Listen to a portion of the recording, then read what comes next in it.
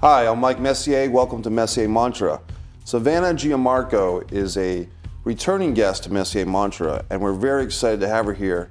Savannah, congratulations on behalf of the whole show because, Thank you. Yes, because why don't you tell us what championship, or what title I should say, you've just won?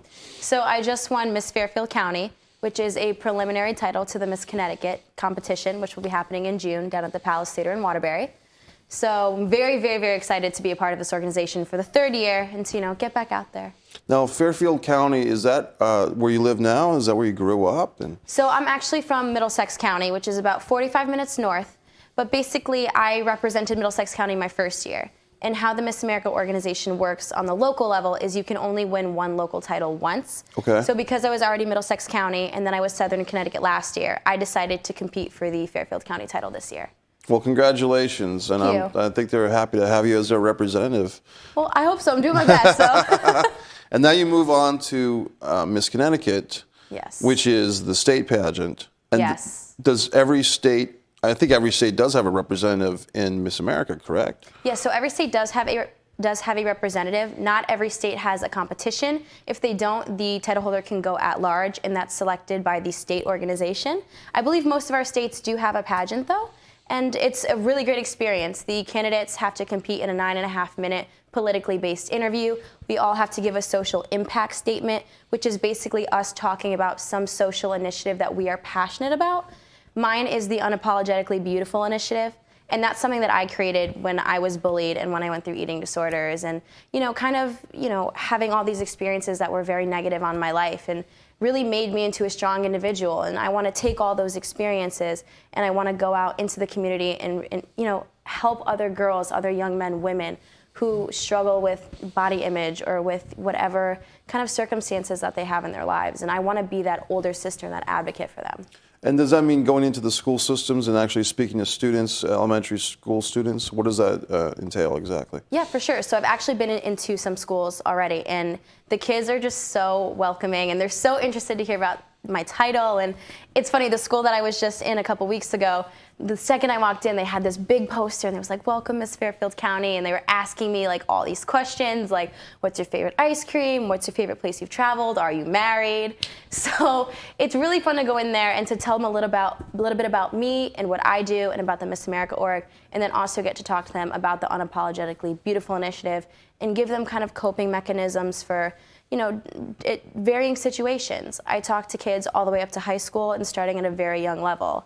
And the programs that I've developed and the speeches that I've developed kind of progress and get a little bit more complex as you raise in the age divisions, because you can't treat a 4-year-old the same way that you can treat a high school kid in regards to the content that you're presenting to them. If someone within the proper radius wanted you to come in and speak to their students, how would they contact you to inquire about such as? So you can email me at missfairfieldcountymao@gmail.com, and I will definitely get back to you as soon as I can. I'm happy to go into any school in any radius that's not on the West Coast. It's within range, so to speak. So if you say you were to win Miss Connecticut, or you or whoever does, let's put it that way, what is the next step for the Miss America contest? What happens between when Miss Connecticut is crowned, 2019, and then the Miss America contest, which is when? When is that? So right now we don't have a date. It's usually in Atlantic City in September, but right now, because we just are under new leadership with Gretchen Carlson, we are currently exploring our options as far as cities and dates go. Okay. So we're not exactly sure when the Miss America competition will be, but I'm sure that it's going to be great. We've had it in Vegas before. We've had it in the original host city of Atlantic City back when it originated in the 20s. So that's still to be decided. But basically what happens is after you win Miss Connecticut, it's like a whirlwind. So you go on a press tour, you go on sponsor visits, you basically dive into your Miss America prep. Because if Miss America does happen to be in September, as it usually is, you have from June to September to get all your wardrobe set, to get, your gown, your walk, everything. So I was just in Connecticut. It's a great state. It's a bigger state than people think about. Like, it's not a small state. No, it's not. Like, everyone thinks that Connecticut is so small and you can basically go through it in an hour. And I'm like, you have not traveled Connecticut. But I mean, I have, as you do, friends in Cromwell. I have friends in New Haven, friends in New London. I was just in Mystic, Connecticut last night. A friend of mine had his birthday party, so I went down to Mystic, you know. So the Mystic Luxury Cinema is really nice. I mean, there's a lot of cool places in Connecticut. It's got a lot of happening things, and it's kind of an interesting state because it's halfway in New England and halfway in New York. You know what I mean? Well, it's funny. They actually call Connecticut the gateway to New England. Okay. And I think Connecticut's a great state because there's so much opportunity. You know, you have your suburbs, you have a little bit more of that trendy city life. If you go down south towards New York, you can just hop the train one day if you're bored and you want to go into the city, or if you want to go up to Boston, or if you want to come here to come to Rhode Island. You know, there's so many things that you can do in Connecticut. We have shorelines, we have the beautiful fall foliage. You want to go apple picking, the options are limitless. And thanks for coming back to Seekonk for this episode. Last time you were here, you had to brave through a storm. I know. This time a little bit better. We were just getting the repercussions of which hurricane was it? Was it Florence, I think. Yeah. Yes. And it was so funny. I was driving here in the rain, and I'm like, oh my gosh, I can't see, but we're going to make it. We're going to make it. Well, I'm glad you're back. And so we talked with you last time about your love of horseback riding. Yes. I use the term as was it aquarian or not? Equestrian, yes. Right?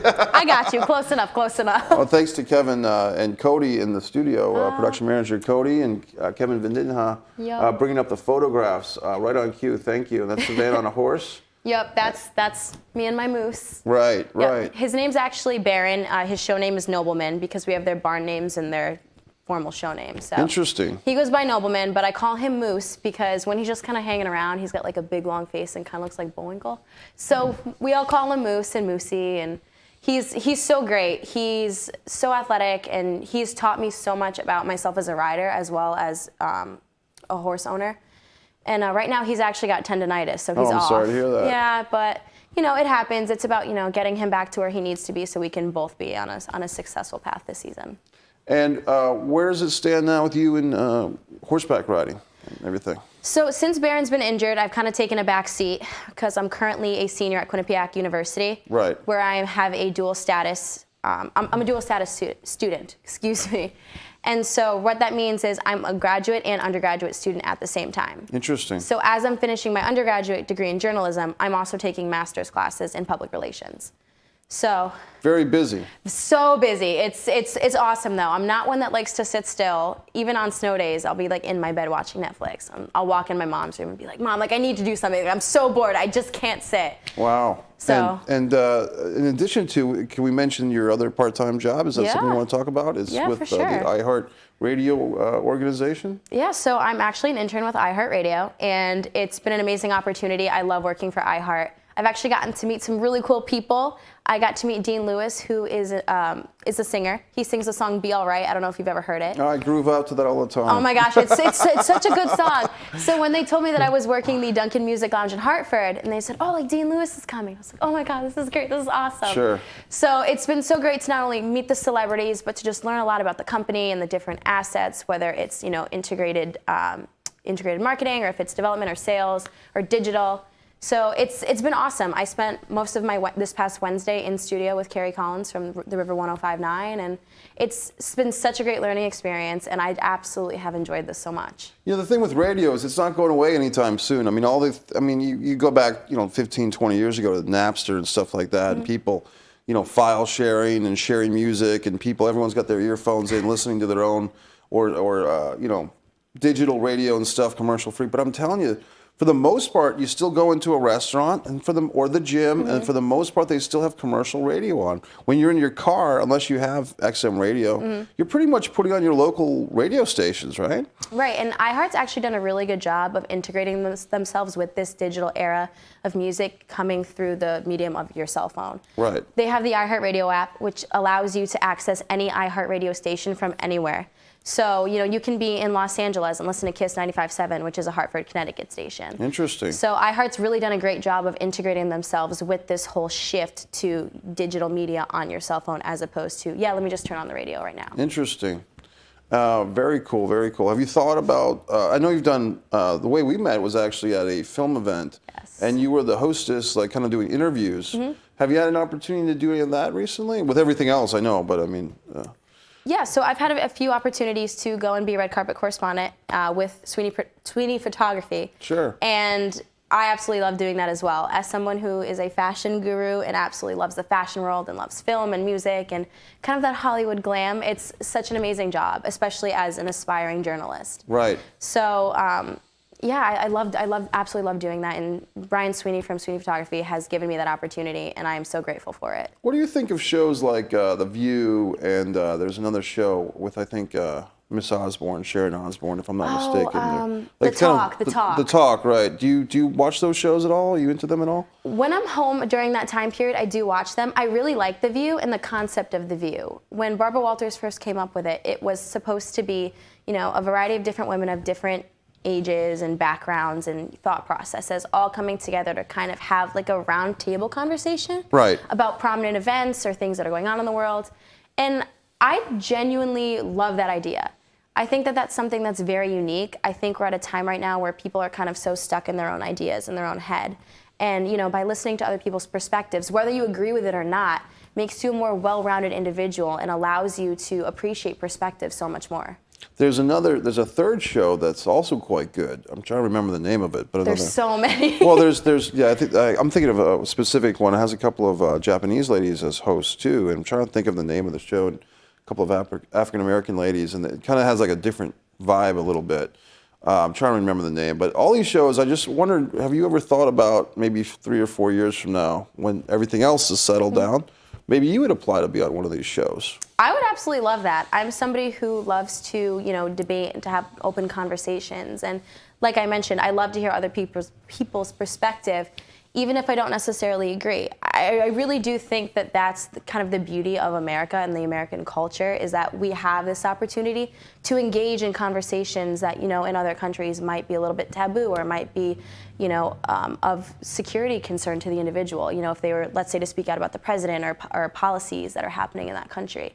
So for us to be able to have televised, programs that allow us to speak about these things openly and honestly and hear other people's perspectives is absolutely amazing, and I would love to be a part of something like that. Sometimes the hosts get into little rivalries. There was the famous one with Rosie O'Donnell and Elizabeth Hasselbeck and Trump and Joy. But, one of the original hostesses was Meredith Vieira from Rhode Island, believe it or not. So, I just thought of something because I was watching some clips from them today. They have always something going on. I thought maybe, you should be on one of those shows in 3 or 4 years. If anybody sees this, if you know anybody and would hook me up, I wouldn't say no. So. And you're also close to the ESPN offices in Connecticut. Yeah, they're actually really close. They're about 20, 25 minutes from my house. And are you a sports fan, kind of, a little bit? I am a sports fan. I really love football. I love soccer. I go to a huge hockey school at Quinnipiac University. So kind of got sucked into the hockey vortex, and now I love that as well. So I actually worked for my school's athletic department for a hot second. I was one of their hostesses for the arena, for the men and women's basketball teams, men and women's ice hockey teams. So I've actually really grown to love sports. It was something I was always like, if the game's on, I'll watch it. And now I'm like, all right, I actually really dig this. There's a really kind of cool shows, Undisputed, and where they have kind of two guys like Shannon Sharp or whoever arguing about sports. And on all these shows, they have a female moderator, like Molly Quimum, I'm trying to think of her name, but she's great. Sure. And she hosts a show with Max Kellerman and this really outspoken gentleman, and they argue all the time, and she has to referee these guys and their egos. That's amazing. I dig that so much. Yeah, it's a lot of fun. Yeah, so I don't know. I just wondered, because you're so close to the ESPN offices, maybe drop off your headshot and resume at some point and say, hey, I'm here. I believe in this motto of the feather, where, a feather kind of floats through the wind and it gets blown in all these different directions. But at the end of the day, it lands where it's supposed to. So if I get kind of pulled into an arena that I didn't necessarily think I would get pulled into, I'm never going to say no to that opportunity, because in the grand scheme of things, I'm a firm believer in fate. And I think that everything that happens to you in your life and every opportunity that's presented is there to teach you something. And I'm not going to pass down a life lesson. That's awesome. And I wanted to ask you, we were talking about, before we got on the air, Miss America, not versus Miss Universe, but as compared to, because I think one thing as, kind of a casual person, I'm not aware of the differences in those two contests. what can you explain about the differences, or a little bit about the history, and just to clarify for those that don't know, like if they hear Miss America, it's not the same as Miss Universe. It's two different things. What's the difference? So it's two completely different organizations. The Miss Universe organization runs Miss Universe, Miss USA, and Miss Teen USA. And those are strictly beauty pageants. So you're judged on your outward appearance. It's owned by the IMG modeling agency. They have very outspoken, accomplished women in that organization as well, but it's a beauty pageant. Okay. Whereas the Miss America organization is a scholarship-based organization. So how it works for us is we have to win a local title to go to our state, to go to Miss America. We have a 9.5-minute politically based interview. Like I mentioned earlier, we have our social impact. All the money that we win is scholarship dollars. And those scholarship dollars have to be directly paid to our academic institutions. So, you know, it's not like, oh, I got a $1,000 scholarship, I'm gonna go on a shopping spree. It's you got a $1,000 scholarship, I'm gonna go get my master's, I'm gonna get my doctorate, I'm going to law school. And I think that that's absolutely amazing, because as someone who received an academic scholarship for my undergraduate, the Miss America organization and the scholarship dollars that I've earned through the Miss Connecticut organization is helping me pay for my accelerated master's degree.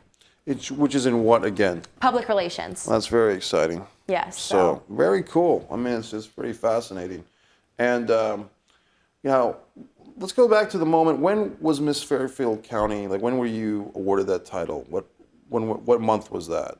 So that was actually, when was it? I think it was February. It was the end of February. Okay. So I'm still nice and fresh, about a month in. Right. And it was at the University of New Haven, which is one of our gracious sponsors. There's a wonderful photograph. Yes, that was my photograph after the pageant in my amazing custom Sherry Hill gown that I'm obsessed with. Sherry Hill is an absolutely incredible designer.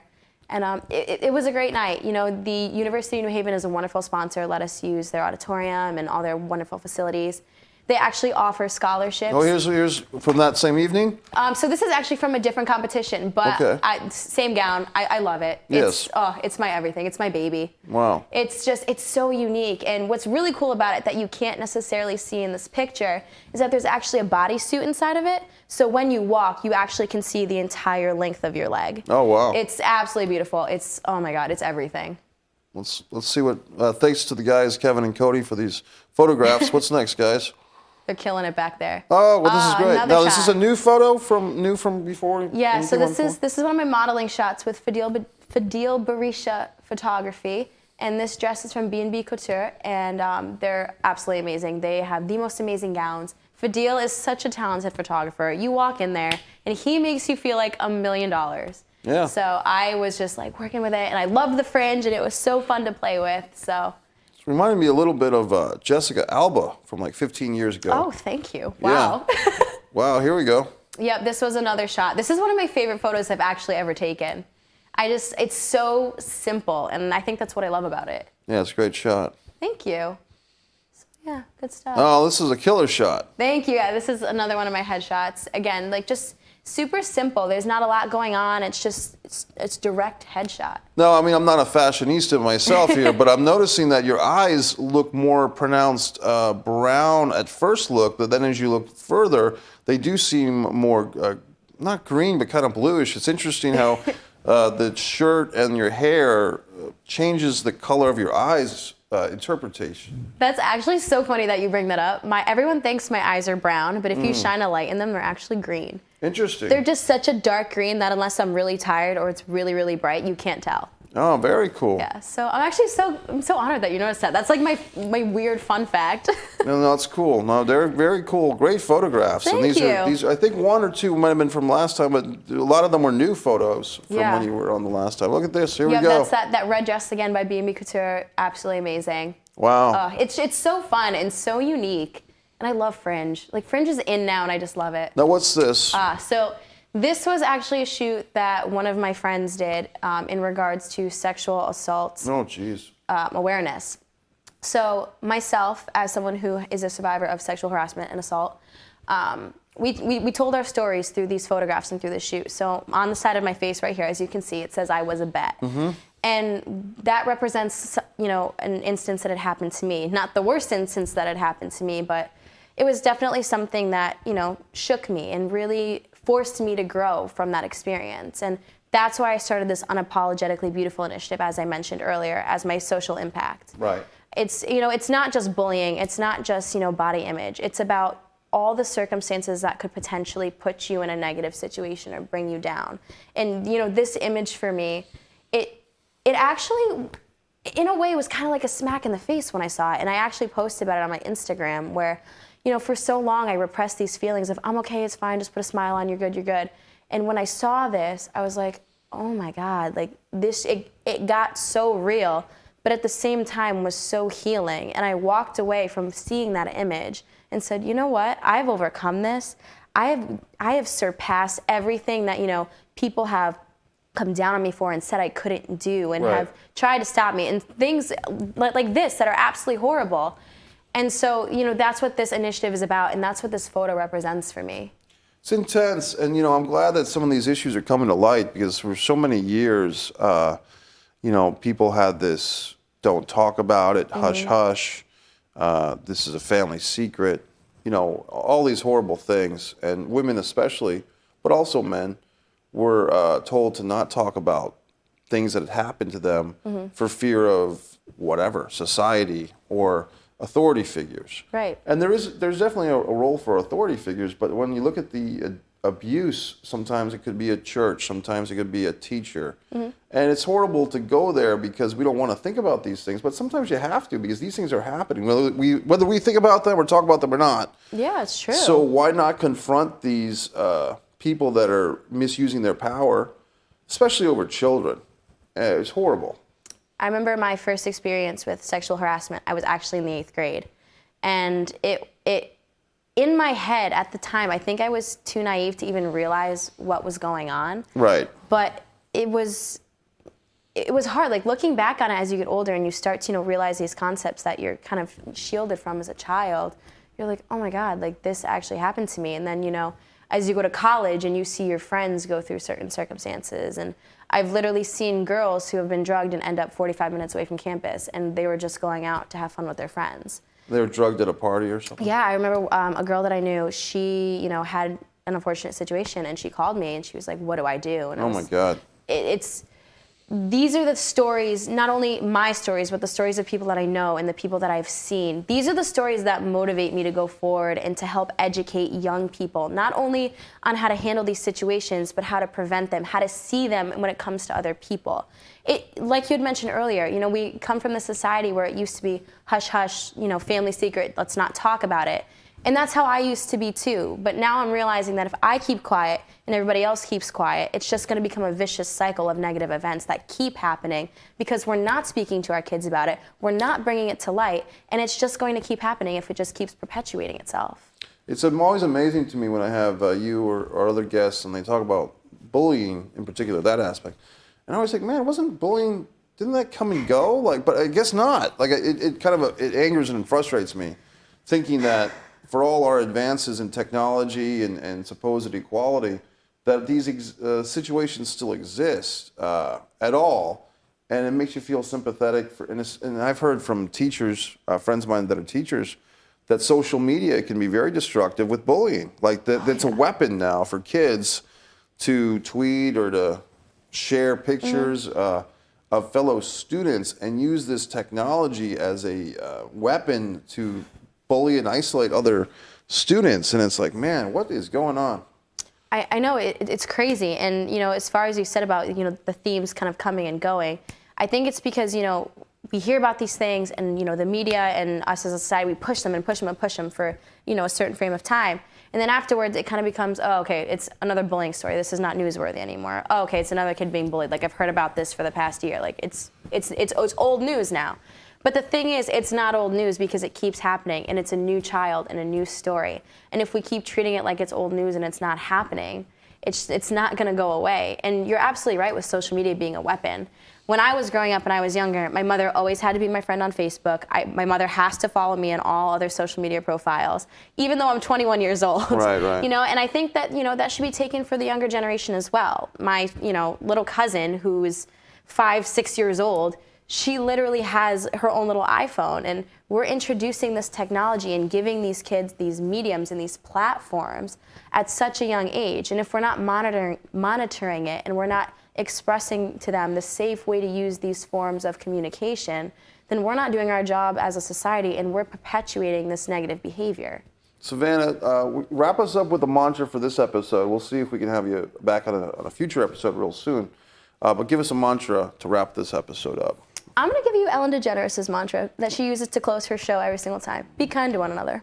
Well, that's a great thing, because sometimes, especially with social media, you find yourself, well, this person zung me, now I got to zing them. Mm-hmm. And it's so petty. Where's the best gif I can get to prove this guy is an idiot? You know, and I'm just involved in, like, you know, pro wrestling Twitter wars with people. Oh gosh, that stuff is no joke.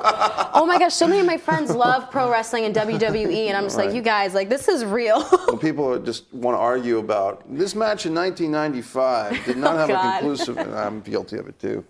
Well, Savannah, we're going to have you back on another mantra. Well, thank you very much. I appreciate it. But I definitely appreciate Miss Fairfield County and Savannah Giammarco coming back to Messier Mantra with a new studio setup. It looks beautiful in here. It's fabulous in here. Look at you. You got books now, and you're killing it. You're killing it. Yeah, well, each guest has to read a book before they leave CCON. So, all right. So let me get started. What do we have over here? Well, Savannah, thank you very much for coming back. Thank you so much for having me back. It's been a pleasure. Thank you. We'll see you next time on Messier Mantra.